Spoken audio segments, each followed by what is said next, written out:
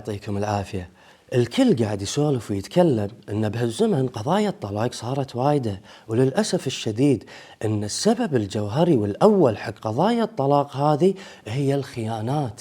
لكن الخيانات بهالزمن وين قاعدة تصير؟ بدايتها واغلبها قاعد يصيرون في وسائل التواصل الاجتماعي. قاعد يقول لنا ريايل يبكون انهم طاحوا على حريمهم، قاعد يخونونهم عن طريق وسائل التواصل الاجتماعي. وايضا في زوجات مستضعفات قاعد يجون ويبكون ان يطيحون على ريايلهم بالمرة والمرتين والثلاث، انهم قاعد يخونونهم عن طريق وسائل التواصل الاجتماعي. طبعا قاعد نرفع لهم قضايا وقاعد تصدر لهم احكام. الريال اذا قدر يثبت هذا الموضوع عن طريق وسائل التواصل الاجتماعي، المرأة راح تدان وراح يطلقها ويلزمها بتعويض.